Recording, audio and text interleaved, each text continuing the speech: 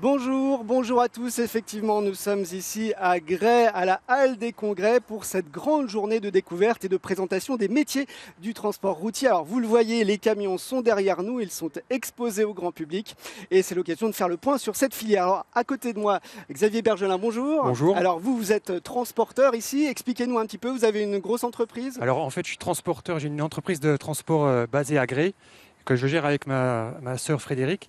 Et nous sommes la cinquième génération de transporteurs. Et comment ça se passe? Alors, est-ce que c'est compliqué de reprendre une entreprise de transport? Non, c'est pas compliqué parce que c'est un métier de passion en fait. Et on croise des gens passionnés, des chauffeurs passionnés. Donc c'est un métier dans lequel je me suis très très bien intégré. Alors vous participez à cette journée ici à Gray. C'est quoi pour vous, en tant que transporteur, l'objectif d'une journée comme celle-là?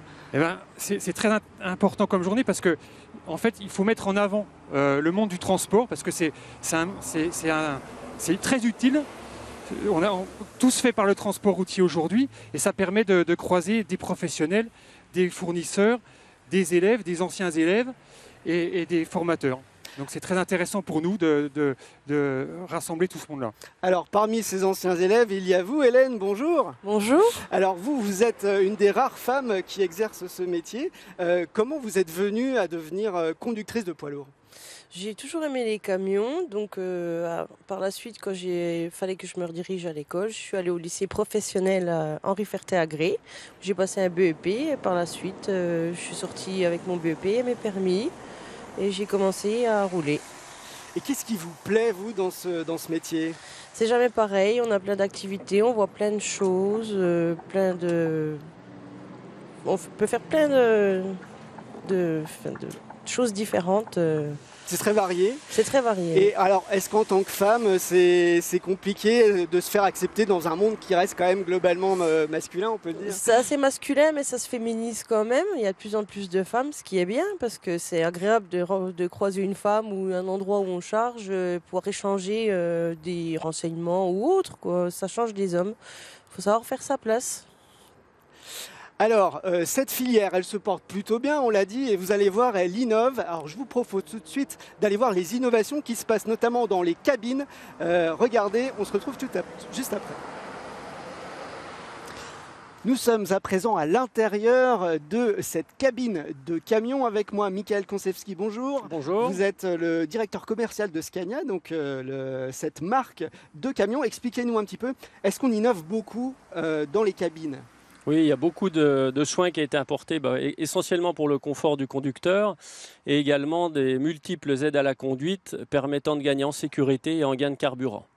Pourquoi le carburant, c'est vraiment vital aujourd'hui? Aujourd'hui, sans trahir de secret, ça représente à peu près un tiers du poste chez les transporteurs. Donc c'est un levier important sur lequel on doit être très vigilant et permettre à nos clients des gains de consommation dans le but d'améliorer leur coût de revient kilométrique, effectivement. Et là où on innove beaucoup aussi, c'est sur le confort, c'est ça? Sur le confort, oui, donc aux meilleurs ouvriers, les meilleurs outils. Donc l'idée est d'avoir des camions de plus en plus confortables, des cabines suspendues, des systèmes d'aide à la conduite des équipements d'agrément comme des frigos, comme des rangements. Tout ça étant dans le but d'offrir le meilleur aux conducteurs. Donc les conducteurs aujourd'hui, c'est assez dur d'en trouver, de sourcer. Nos clients transporteurs ont du mal à s'entourer, on va dire ça comme ça. Donc il est important d'offrir le meilleur camion possible aux entreprises de transport et également donc aux entreprises de transport locales qui sont nos clients. Le confort, c'est la clé, voilà. Voilà, nous sommes de retour ici devant ce très beau camion pour parler du pôle de formation des métiers de la route. Expliquez-nous un peu, monsieur Hervé Salomon, vous êtes responsable de ce pôle routier. Où est-ce qu'il se trouve et qu'est-ce qu'il propose comme formation? Eh bien, bienvenue à Gré. Le pôle routier fait partie du lycée professionnel Henri Ferté de Gré. Il se trouve à Arques-les-Grès. Nous formons dans ce pôle routier 180 élèves, 60 élèves en seconde, 60 élèves en première, 60 élèves en terminale. Les élèves diplômés de cette formation sont très demandés sur le marché de l'emploi. En effet, nous avons environ 45 diplômés chaque année par rapport à quelques échecs, aussi d'autres orientations en BTS. Et parmi ces 45 élèves qui choisissent la vie active, L'année passée, pour vous donner un ordre d'idée, nous avions 96 demandes d'emploi pour 45 diplômés. Donc c'est une filière vraiment qui est en tension et qui recrute des jeunes. Elle recrute énormément. Elle recrute au niveau conducteur routier, mais dans d'autres métiers de la logistique, à tout niveau de statut. Et donc, c'est une économie qui doit recruter énormément. Et qui se féminise aussi. Et qui se féminise aussi énormément. Voilà. Et il n'y a pas que les métiers de la conduite, hein, il y a aussi de la carrosserie. Expliquez-nous ça. Alors, au lycée professionnel Henri Fertet, nous avons bien sûr la section carrosserie, la section mécanique voiture, la section mécanique moto, 550 élèves. La section conducteur routier qui regroupe 180 élèves est la plus grosse section du lycée.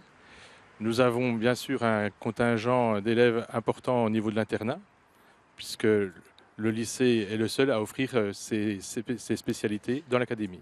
Merci beaucoup. Voilà, à Grès, la filière se porte très bien.